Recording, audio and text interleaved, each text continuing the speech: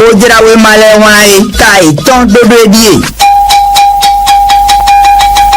to tale edoto zanzan lebi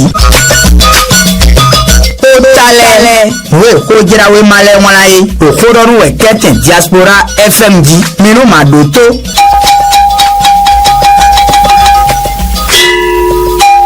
pour avoir tenu des propos tendancieux à l'occasion d'une sortie politique. Paulin Akpona éjecté du gouvernement. Niwewala mivedo atolomito le matinal itengbi ewewala borote timenaje on ito ho Paulin Akpona eblo wezenwa lo toro dosin aleno boy parakudan lo do hodere bo hoidanele eren ron Ezon, Bedi Sanchez Pipame, Loso, Marajo Jose, Didier, Tonato, Sodo Tentome, Gono, Asewawi, O Didier, Tonato, Corida Ilei, Yedune do Kojen, To Horogbe Tabiero, Egbanson Ropo, Lobo de Edison, Hogbalo Pai, Marajo Polin, Puna Idoro, Paraculation, Ohome, Homale Male Metion, Inairo Polin, Akpona, Bona Canobie, Do Wenu Kondo Huido, Ineleu, le matinal, Itengbe Kenoudo Bonasiara, Itengbe Raje, retombé du discours controversé du ministre Akpona, sa propre parole le crucifix, Nyawala, Inonasiara, Itengbe Kenoudo Bruti Timeraje, Hoito,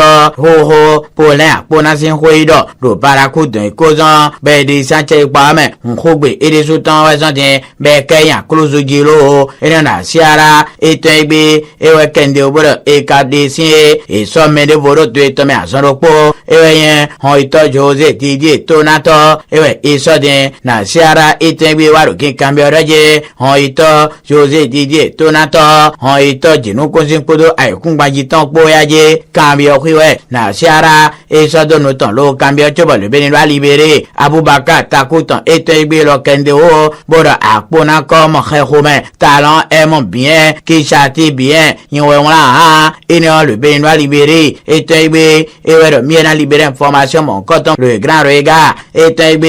et le dose Béjibo, alternative, Romia Dadouko, Itengbe, et le Canodeo, Boraje, zèle démesuré, propos maladroit, comportement et vêtements aux partisans, attaque déplacée, affirmation gravissime et sans fondement, pour finir par être limogé, qui a envoûté Paulin Akpona, Niwedoa, alternative, Romia Dadouko, Itengbe, Kendi Obraje, Paulin Akpona, et Ragbadje, le Sokore de Dagon, Lodo, le Paracosin to maintenant, pour nous n'aider, Ezon, Bede Sezin Potanje, mais Kaime, et Dobo, Akpona et Taon, on son do Koropo attend, et Djawe, et Yeblo, lo Eyen, a Tchekwi Pame, lo Tonsimero, et non l'alternative, Romia Dadouko, Itengbe, et Dozo Bejebo, Info Matin, Itengbe, Kado Tintimedaje, sans soupa, Lokpa, Ete, Kado, Paulin Akpona, doit Lokpa, Énergie Town, et non Cambio,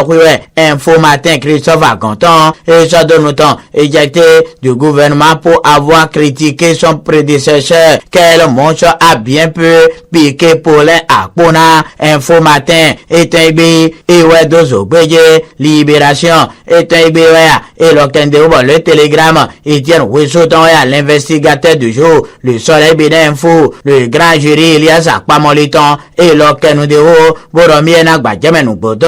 présumé malversation au ministère de l'énergie, Paulin Akpona limogé pour n'avoir adressé aucun rapport à Patrice Talon, lettre ministre attendu à la justice pour apporter les preuves. Niwewala, le grand jury, Elias Akpamoliton, Itengbe, Eweke Nudeo, Boromien Badjamen, et Yendemeno, et Marubo Bois Check Palais, et Kobon Yedueneme, le Seno, Cambio Mesose Check Pipa, Boredonaso, Dobano, Sing Betaropo, soit Intibera, Padono d'Alimon, Coton, le routier, et Tengbe Kenodeo, présumé scandale financier au ministère de l'énergie. L'opposition réagit et exige l'ouverture d'une enquête parlementaire. Niwewala, le routier et Tengbe, et Wero, Miena Dozo, Beje, Lonatimenu, Dodo Batoviemi, Menado Magyamena, pas énorme les 4 vérités, et Béton, vérité, Néoé, tout matin libre, et Tengbe, Caro, Titimenaje, après le limogeage du ministre de l'énergie, le coach politique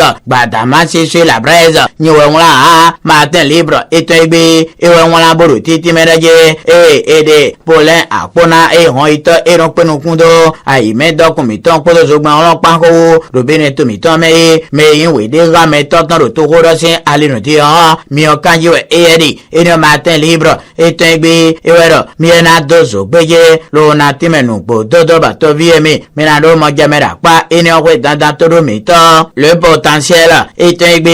et l'occasion de haut, Boromiena, Bachamenu, Dodo, le Kakanto, Salino, le Sami Togazo, donc il faut quoi ton Bogoton Salino, le potentiel, et Toibi, Waru, Titi Médaje, Talon, et Korohie, Luo, Yemekaya, lo Sodo Gito, a Tepi, Pame, Kodo, Yemedo, Gudache, Pamelekpa, Yesupo, Lo Gege, Minamo, Braho, Joseph Jogbenoa, Eric Hundete, Romia de Wadaye, Daniel Ita, Luca Atropo, Podomende, Vuelepa, le potentiel, Egbeton, et des à Kangono Philo, et non, présidentiel de 2026, talent partant, un classico-politique s'annonce entre mouvance et opposition. Niwedoa, le potentiel est un bi, et wedo, miena dozo, beye, l'ona timenubo, dodo batoviemi, menado mogamera, pas, et non, dans tout le mito, nous étions mogamera, menado die, et décryptage info, et un bi, waro, titi medaje, à quoi dans watome, bon, houdisi, à pawe, le bien-être mitome, et son grain d'un couton dans tirant, et que Ali Dagbeo, Dile, Eko de Gwenwachobo, et Ninja to pour de bede to mitomba, on wari etentie, but décryptage infouitant Bekanudeo, économie maritime au Bénin, le port de Cotonou retrouve ses performances d'avant-crise, Niwela, et le décryptage infouitant Be, Hiwero, Miena Dozo, Beye, le Canatime Nupo, Dodo Batoviemi, Menado Mogamera, pas, et Niwe dans Toro Mito, Viti Mogaminandui, Dobo Benetotan, et le Okeo, Evo Azowaru Dogomon, Koton Gede, Bebazo,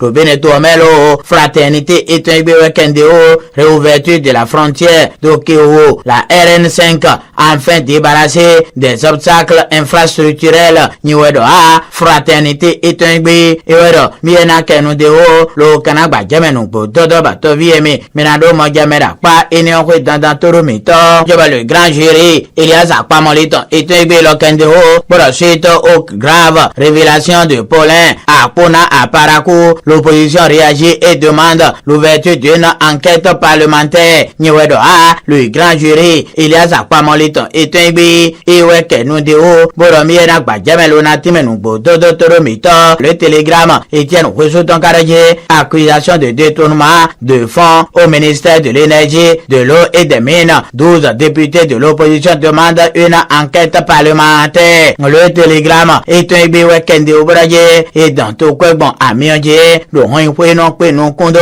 zogba on sin kodo ai medo kumi tele panwe yemede meno e doguda che pa e do propo we e we bi wan se da che pa bono ira so do banu sin beta do poso inte pa yemede menle ina iba tora ba le télégramme est un bi iro miena kende o lo na gba jamenu bo dodo ba to viemi minado mo jamera pa ine on dans tout le mito le soleil binen fou et un bé carotte timédaje to gambene to ton braho patrice atana gum talent et blo kwazenoa le Brésil sin to metan le chakano bene to miton pour le Brésil sin to pa et dans le soleil binen fou et un bé wakendeo diplomatie talent vivifi las bene Brésil le soleil binen info et un bé et wero miena dozo beye tu vois le télégramme et un bé lo canadeo pour coopération entre le Bénin et le Brésil vers une liaison aérienne directe entre Cotonou et Brasilia. Le télégramme est un peu wakendeo, pour titi médaje, nous allons pas le bédé to miton podo, et un Brésil si toi patentier, et dans des bayrains de Jameron, si béné to miton, soyez au Brésil si toi, et non, le télégramme est un peu wakendeo, pour un bien abadjame, au hako, y demain canon, et une session ordinaire, et un koya metoya, iblo, beja un belo gagabon bo, lo sultana, pour le grand regard, et un bécanudeo, pour la première session ordinaire 2025 de la HAC, et doit loco clôturer les travaux sur une note de satisfaction. information ni wala le grand regard etengbe ewero miena dozo gbeje lo kanati menu gbo dodo bato viemi minando mo jamera pa ene we dada toro mito l'investigateur de Jetengbe Kareje média au Bénin la HAC met en demeure oui promoteur des stations de radiodiffusion sonore ni wala l'investigateur de Jetengbe ewela nous vono aizono bero konwe e kon Gérard Moussa eweno monje gbe vigilance enfant et la chaîne de groupe miton le bono ni tenigbe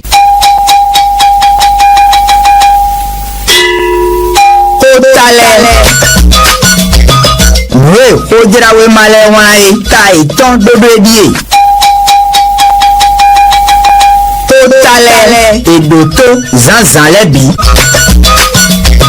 totale we ojira we male wai okodoru we keten diaspora FMD minu madoto